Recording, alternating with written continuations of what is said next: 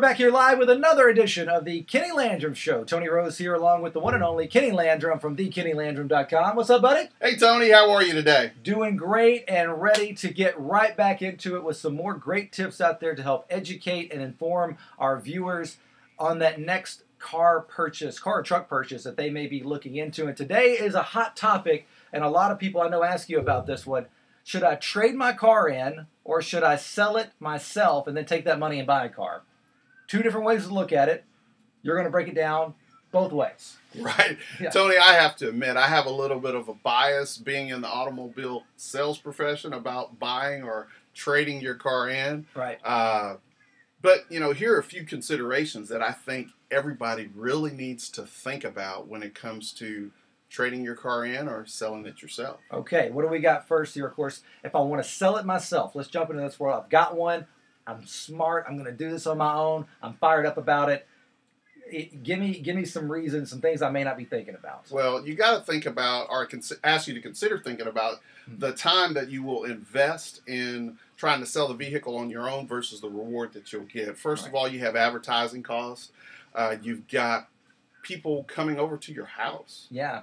I mean, literally, you don't think about that. Yeah, you're meeting a stranger, potentially a stranger, that you don't know, and you're going to put them in something that A, is very expensive, and B, is your property still. Kind of takes you out of your comfort zone, Tony, because they're going to want to inspect the vehicle. They're going to want to drive it. Do you let them test drive it on their own? Do you go with them on the test drive? Yeah. And if you end up selling it that way, and we're going to get into the financials of this, of whether you really make any money or not, but if you do sell it that way, then they're legal. You got to do a little bit of service after the sale, right? I mean, you kind of got to look out for it. I mean, you really do. What if I buy a car from you and I drive it off and the engine blows up as soon as I pull in the parking lot? We got things like that to think about. Well, there's possible after the sale blues that you could have associated with selling a car on your own. Right. And do you want that consumer or buyer coming back and needling you day after day saying, "Hey, the clip is missing out of the dashboard, or the side panel is rattling," or whether you want it or not, the sale becomes personal. It does become personal on lots of levels. Absolutely. And then you've also got to consider, people come in and they say, "I've got the cash for this vehicle, I've got the financing lined up," but you've got to ask yourself, really, is anybody going to come and say, "I don't have the cash," or "I don't have the financing for this vehicle"? So that's something else that you've got to think about, that you don't have to worry about when you trade it into a dealer. And break down some of the financials as well. How much money can you really make when you sell one on your own? Well, when you sell a vehicle on your own unequivocally,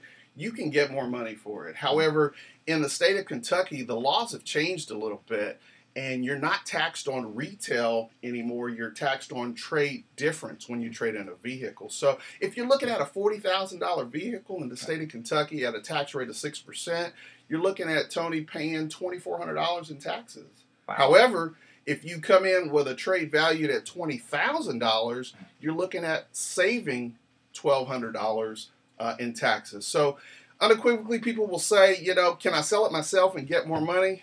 Absolutely. But in this situation, you'd have to sell it for more than $21,200 to realize a profit or a benefit from selling it on your own.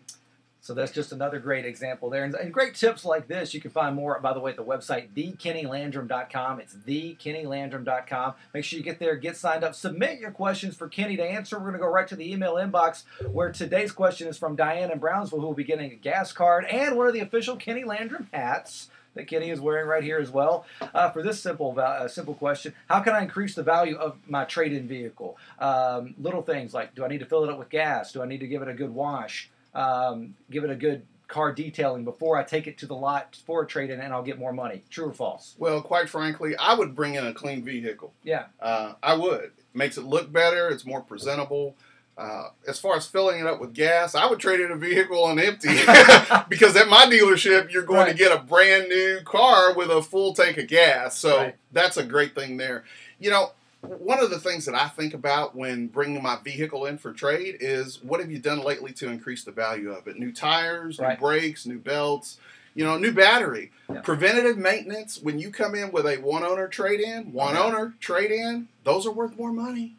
Little things like that you don't think about, and just showing that documentation. Say, hey, look, every 3,000 miles I got the oil changed. I put new tires on it just a few months ago. Yes, sir. Things like that can actually make that dollar value start going up. Absolutely. Up. But you need that documentation to prove it. So everybody wants a well taken care of vehicle. That's true. That's true. Good stuff there. Of course, you can always find out more at thekindlandrum.com or give Kenny a call at 270-779-2819. That's 270-779-2819. And of course, I personally would trade my vehicle anytime, any day of the week versus trying to sell it on my own. Absolutely. I tell you, the peace of mind that I get from just trading it in and not having to worry about all those other things. Yeah. Customers calling you back. I trade it in and not worry about the hassle. No fuss, no muss. Get it right there. And also check out thekindlandrum.com. Submit your questions. If we use it, like I said, you'll get this week, Diane's getting a great gas card and the official thekindlandrum.com hat as well. So get to thekindlandrum.com today, and we'll see you back here next week for another episode of The Kinny Landrum Show.